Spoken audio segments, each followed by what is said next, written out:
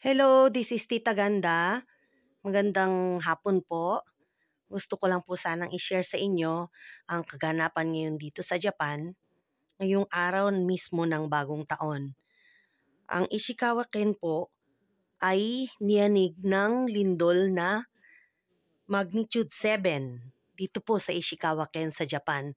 At meron po silang red alert na huge tsunami, tapos may nakalagay na evacuate Nigete, huge tsunami. Ibig sabihin po ng Nigete, go to a safe place po.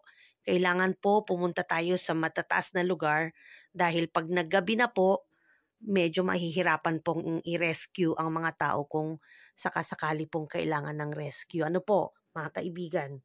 Ako po'y nagmamalasakit lang din po sa mga kapwa natin, mapahapon man or mga OFW po. Ano po, dahil malakas na lindol ang yumanig ngayong bagong taon, mismo January 1 dito sa Japan.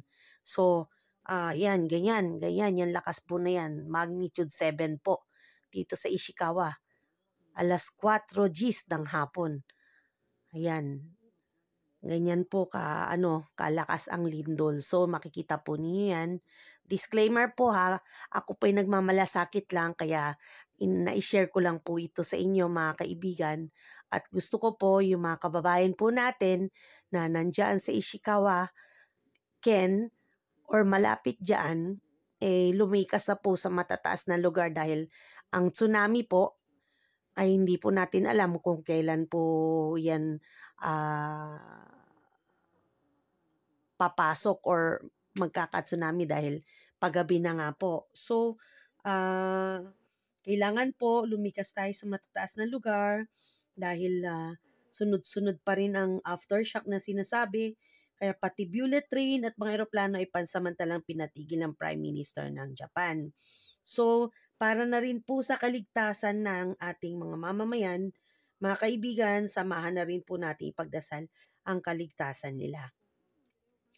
At mag-ingat po tayo mga kaibigan, at kung may nangangailangan naman po ng tulong, ipagbigay alam po natin sa mga kinauukulan. Ano po, para sa kaligtasan, at sumunod po sana tayo sa protocol. Ano po, dahil talagang hindi po gawang biro.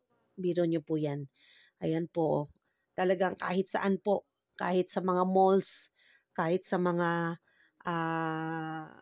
opisina, talagang niyanig po ng magnitude 7 ang Ishikawa Ken, Japan. Ito sa Kanagawa, Shibuyan. So malalapit na karatig na lugar po, karatig na probinsya ay talagang naapektuhan. Dito rin po sa lugar namin sa Aichiken po, talagang naramdaman po namin yung lakas nung lindol at talagang nagdasal po kami dahil ayan, nakita po ninyo mismo sa Ishikawa, yung mga bahay po ay talagang gumuho, as in gumuho po talaga.